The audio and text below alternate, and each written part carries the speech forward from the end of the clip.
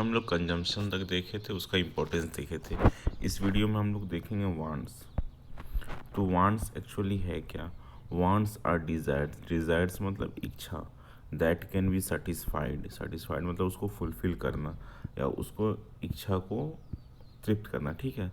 Wants are desires that can be satisfied by consuming some goods और services. तो wants हमारा वो इच्छा होता है जिसको हम लोग सेटिस्फाई कर सकते हैं, कैसे? कंज्यूम करके कुछ गुड्स को या सर्विसेज को। जैसे सपोज हमको खाने की इच्छा हो तो हम खाना को कंज्यूम करके भूख को मिटा सकते हैं। तो वो खाना क्या है? गुड्स है। जैसे सर्विसेज से जैसे हम कोचिंग लेना चाहते हैं तो किसी टीचर के पास जा सकते हैं या किसी डॉक्टर के पास जा सकते हैं ट्रीटमेंट के लिए। तो वो क्या सर्विसेज के कैटेगरी में आती है, ठीक है। People have different types of wants. तो अलग अलग स्टैंडर्ड ऑफ पीपुल है। जैसे छोटे वर्कर्स हैं, लेबरर्स हैं, तो उनकी इच्छा अलग है, उनके वांट्स अलग हैं। बड़े लोग हैं, उनके वांट्स अलग हैं। तो वैसे ही हर आदमी का अलग अलग टाइप का वांट्स होता है, ठीक है। आगे क्या है कि people also have different levels of income. अब वांट को ख़रीदने के लिए हमको क्या चाहिए? वांट को सेटिस्फाई करने के लिए हमको गुड्स या सर्विसेज चाहिए। अब गुड्स एंड सर्विसेज फ्री तो है नहीं, सारा गुड्स एंड सर्विसेज फ्री नहीं है। तो उसको पाने के लिए हमारे पास क्या होना चाहिए? इकोनॉमिक वेल्थ होना चाहिए, मनी होना चाहिए। तो हर आदमी के पास डिफरेंट लेवल ऑफ इनकम है। तो उसी तरह हर आदमी का वांट भी अलग है और हर आदमी को अपने वांट को सेटिस्फाई करने के लिए इनकम का लेवल भी अलग होता है, ठीक है। क्यों? क्योंकि वांट को सेटिस्फाई करने के लिए क्या चाहिए? हमारे पास मनी चाहिए। तो हमारे हिसाब से वांट्स क्लियर है। आगे देखते हैं फिर। आगे है इकोनॉमिक एक्टिविटीज़ आर अंडरटेकन। तो इकोनॉमिक एक्टिविटीज़ वो एक्टिविटीज़ होता है जिसको करने के बदले हमको क्या मिलता है? कुछ पैसा मिलता है। और अंडरटेकन इकोनॉमिक एक्टिविटीज़, व्यक्ति क्या करते हैं? इकोनॉमिक काम करते हैं। जैसे कोई बिजनेस कर रहा है, कोई सैलरी कमा रहा है, कोई वेज कमा रहा है। ये सब सब क्या है? Economic activities. इकोनॉमिक एक्टिविटीज़ मतलब वैसे काम जिसके बदले आपको क्या हो रहा हो? पैसा मिल रहा हो। जैसे कोई समाज सेवा कर रहा है तो वो इकोनॉमिक एक्टिविटी में नहीं आ रहा है। क्यों? क्योंकि उसके बदले उसको कोई पैसा नहीं मिल रहा है। तो आदमी क्या करता है? अपने वांट को सेटिस्फाई करने के लिए इकोनॉमिक एक्टिविटीज़ करता है विथ एन इकोनॉमिक मोटिव। उसका मोटिव क्या होता है? पैसा कमाना, ठीक है। To satisfy human wants. तो इस चीज़ को एक बार फिर से देखो, इकोनॉमिक एक्टिविटीज समझ में आ गया है। आर अंडरटेकन या done with an economic motive. Motive मतलब ऑब्जेक्टिव, इच्छा, एम, ठीक है। To satisfy human wants. अब है क्लासिफिकेशन ऑफ इकोनॉमिक एक्टिविटीज़। तो इकोनॉमिक एक्टिविटीज़ भी अलग अलग टाइप के होते हैं। जैसे वेल्थ प्रोड्यूसिंग एक्टिविटीज़, वैसे काम कर रहे हैं जिससे क्या हो रहा है? धन प्रोड्यूस हो रहा है या पैसा आ रहा है, ठीक है। सेटिस्फाइंग ह्यूमन वांट्स, कुछ कुछ लोग क्या करते हैं? कुछ काम वांट्स को सेटिस्फाई करने के लिए भी कर लेते हैं। तीसरा क्या है? मनी इनकम है। चौथा क्या है? डेवलपमेंटल एक्टिविटीज़ है, ठीक है। जैसे गवर्नमेंट बहुत सारा इकोनॉमिक एक्टिविटीज़ करती है। जैसे रिवर्स, ये ब्रिज बना रही है, डैम्स बना रही है, तो with an aim of development of society, ठीक है। आगे है क्लासिफिकेशन ऑफ वांट्स, ये इंपॉर्टेंट है, ठीक है, कि वांट्स कितने टाइप के होते हैं। तो पहला है नेसेसरीज। ये वैसे ज़रूरत है जिसके बिना कोई भी व्यक्ति सरवाइव नहीं कर सकता। जैसे कि क्या है? वाटर है, फूड है, क्लॉथिंग है, शेल्टर, रोटी कपड़ा मकान, ठीक है, और भोजन। तो दे रिफर टू, नेसेसरीज में क्या है? They refer to things without which we cannot exist. Necessary हमारे एग्जिस्टेंस के लिए बहुत ज़रूरी है। बेसिकली इसमें रोटी कपड़ा मकान, शेल्टर, फूड, ठीक है, पानी, ये सब आता है। ये सब नेसेसरी फॉर लाइफ है। कुछ कुछ सोशल नेसेसिटीज़ भी होती हैं, मतलब सामाजिक आवश्यकताएं होती है, वो भी क्या है? नेसेसरीज में आता है। दूसरा क्या है? कंफर्ट है। तो अब क्या है कि हमको रोटी कपड़ा मकान मिल गया, तो फिर हम लोग कुछ आराम की वस्तुएं खोजते हैं, ठीक है।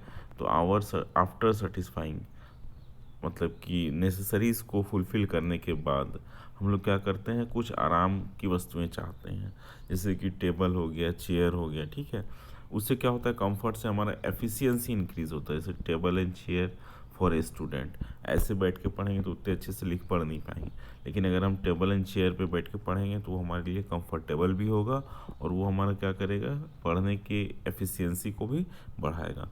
बट एक क्यूजन चेयर यानी गद्दा वाला चेयर हो जाएगा, ये क्या है? कंफर्ट है, ठीक है।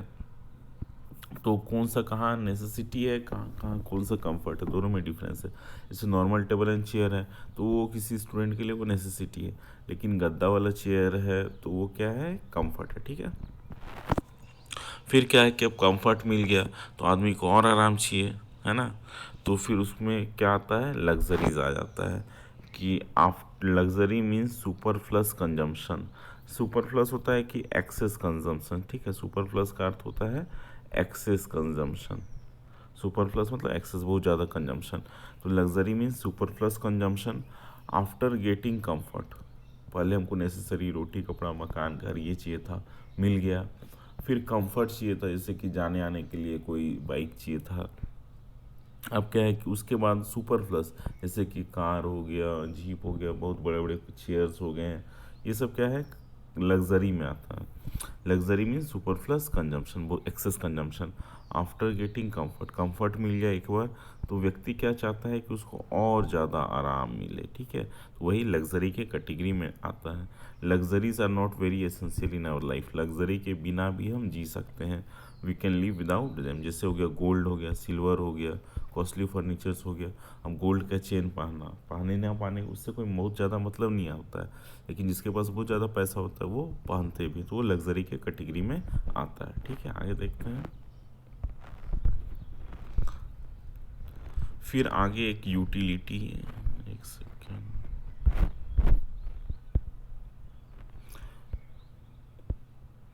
फिर लॉ ऑफ डिमिनिशिंग यूटिलिटी देखते हैं। ठीक है, तो यूटिलिटी एक्चुअली होता क्या है कि किसी वस्तु का उपयोगिता, कि इकोनॉमिक्स में हम कोई भी पैसा पे करके कोई सामान खरीदे तो उसका हमारे लिए उपयोगिता कुछ है कि नहीं है। जैसे चेयर खरीदे, आप उस चेयर को बैठने के लिए यूज़ कर सकते हैं, पढ़ने के लिए यूज़ कर सकते हैं, तो उसी तरह से उसका यूटिलिटी मतलब उपयोगिता होता है। ठीक है, तो देखते हैं ये लॉ क्या बोलता है।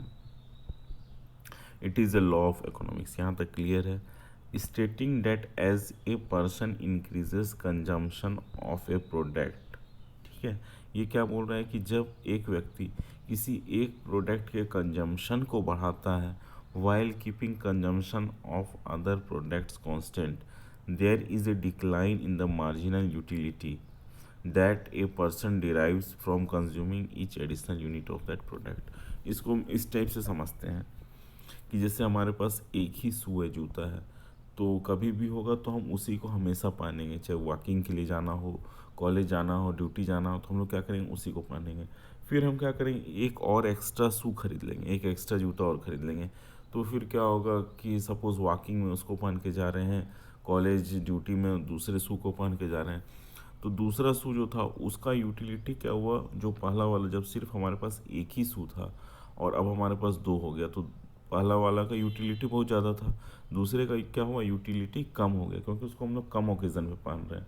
अब हम एक और शू खरीद ले रहे हैं, तीन शू हो जा रहा है, तो फिर तो पहला दूसरा का यूटिलिटी और कम हो जाएगा। ठीक है, तो यही बोल रहा है कि यदि कोई व्यक्ति किसी एक प्रोडक्ट का कंजम्पशन बढ़ाता है, बाकी चीज़ों का कंजम्पशन कांस्टेंट है, ठीक है, उस पर कोई अंतर नहीं पड़ा है, तो मार्जिनल यूटिलिटी जो एडिशनल यूनिट ऑफ प्रोडक्ट है उससे जो वो पा रहा था वो क्या होता है, कम हो जाता है। ठीक है, जैसे जैसे प्रोडक्ट का क्वांटिटी बढ़ते जाएगा वैसे वैसे उसका यूटिलिटी घटती जाएगा। ठीक है, तो इसको हम लोग कैसे, मार्जिनल यूटिलिटी क्या है, is defined as change in utility when an additional unit is consumed. तो ये क्या है, जैसे हम सू के एग्जांपल से समझें कि पहले हमारे पास क्या था, सिर्फ वन सू था, तो वो उसका यूटिलिटी बहुत ज़्यादा था। अब हमारे पास दो सू हो गया, तो दोनों सू का भी, वन का और टू का, दोनों का यूटिलिटी क्या हुआ, कम हो गया। अब एक और सू आ जा रहा है, तीसरा सू, इस केस में क्या हो जा रहा है कि तीनों का यूटिलिटी कम हो जा रहा है। तो मार्जिनल यूटिलिटी को हम लोग कैसे डिफाइन करेंगे, चेंज इन यूटिलिटी। ठीक है, उपयोगिता में जो बदलाव आ रहा है, जैसे ही हम लोग एक एक्स्ट्रा यूनिट को कंज्यूम कर रहे हैं। ठीक है, तो मेरे हिसाब से मार्जिनल यूटिलिटी एक बार और देख लेते हैं। ये क्या बोलता है कि चेंज इन यूटिलिटी, यूटिलिटी में जो बदलाव आ रहा है, जैसे ही हम एक एडिशनल यूनिट कंज्यूम कर रहे हैं, जैसे एक नया एक सू था, एक और सू हम खरीद लिए, दूसरा सू, तो ये क्या हो गया, हम दूसरे सू को भी कंज्यूम कर लिए, गुड्स को कंज्यूम कर लिए, अभी दो सू हो गया, तो क्या हुआ, कि दोनों का क्या होगा, यूटिलिटी घट के, अगर हम तीसरा शू भी खरीद लेते हैं तो तीनों का क्या हो गया, यूटिलिटी में चेंज आ जाएगा। ठीक है, यही है मार्जिनल यूटिलिटी।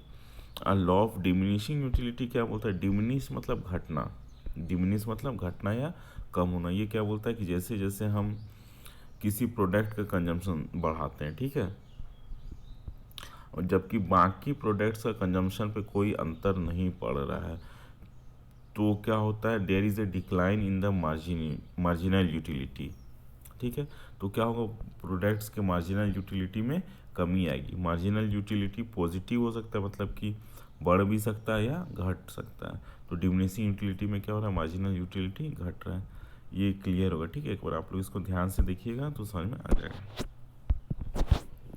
फिर बोलता है law of equi marginal utility, it is also known as law of maximum satisfaction. ये लॉ क्या है, लॉ ऑफ मैक्सिमम सेटिस्फैक्शन है। सेटिस्फैक्शन क्या है कि जब हम लोग किसी गुड्स को कंज्यूम कर रहे हैं, सपोज हम शू खरीदे, तो वो शू अगर साल भर चला या अच्छा चला तो हम सेटिस्फाइड होंगे। अगर 2 ही दिन में वो फट जाता है तो हमको क्या होगा, उससे सेटिस्फैक्शन नहीं मिलेगा। ठीक है, तो law of equi marginal utility क्या बोलता है, it is also known as law of maximum satisfaction. ये क्या बताता है कि it this law states that the consumer will distribute his money income between the goods in such a way, कि consumer, जो भी कंज्यूमर मतलब कोई भी व्यक्ति जो किसी गुड्स को खरीद रहा है या कंज्यूम कर रहा है या सर्विसेज को कंज्यूम कर रहा है, ठीक है, तो कंज्यूमर क्या करेगा, will distribute his money income, वो अपने वो जो पैसा कमा रहा है, ठीक है, उसके पास जो इनकम है उसको वो, जैसे सपोज ये हमारा इनकम है 100 रुपीज़ टोटल, तो वो उसको अलग अलग सेक्टर्स में हम इसको क्या करेंगे, डिवाइड करेंगे। ठीक है ना, जैसे सपोज 100 रुपीज़ है तो हम इसको क्या करेंगे, अलग अलग पार्ट्स में, कुछ को फूड में, कुछ को क्लॉथिंग में, कुछ को शेल्टर में, कुछ को लग्जरीज में, कुछ को कंफर्ट में हम लोग क्या करेंगे, डिवाइड करेंगे। ठीक है, कहीं 10 रुपये करेंगे, कहीं 20 करेंगे, कहीं 15 करेंगे। ठीक है, अलग अलग पोर्शन में हमारा कुछ पार्ट्स हमारा क्या होगा, सेविंग में चला जाएगा, कुछ पार्ट इन्वेस्टमेंट में चल जाएगा, कुछ पार्ट्स गुड्स एंड सर्विसेज में खरीदने में चला जाएगा। ठीक है, तो ये लॉ यही बोल रहा है कि कोई भी कंज्यूमर क्या करेगा, वो अपने इनकम को डिस्ट्रीब्यूट करेगा गुड्स के बीच, मतलब कौन सा लग्जरी कितना लेना है, कंफर्ट कितना लेना है, डिज़ायर्स पे कितना खर्च कर रहा है। ठीक है, such that the utility derived from the last rupee on each good is equal.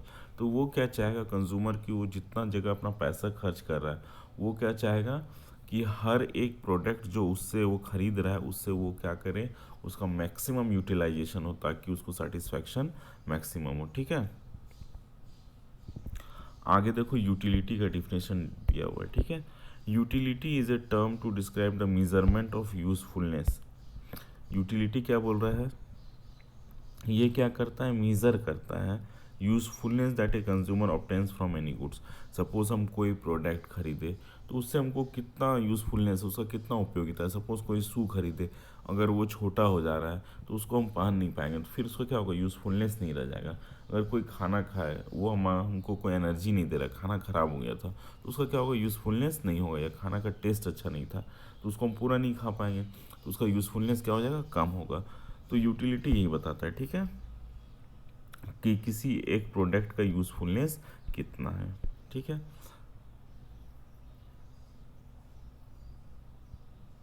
और आदमी जब भी कोई प्रोडक्ट खरीदता है, ठीक है, in fact every decision that an individual makes in their daily life, तो आदमी जो अपने डेली लाइफ में जो भी डिसीजन लेता है वो क्या करता है, यूटिलिटी के हिसाब से ही लेता है। जैसे चेयर 1 लेना है, चेयर 2 लेना है, तो आदमी डिसाइड करेगा कि किसका ज़्यादा यूटिलिटी है, फिर उसको लेगा। ठीक है, प्राइस भी एक फैक्टर है, लेकिन यूटिलिटी को भी हम लोग हमेशा कंसिडर करते हैं लाइफ में कोई भी डिसीजन लेने के लिए। ठीक है, नेक्स्ट टॉपिक है डिमांड। तो डिमांड क्या है, डिमांड क्या बताता है, demand describes a consumer's desire and willingness to pay price for a specific good और सर्विस।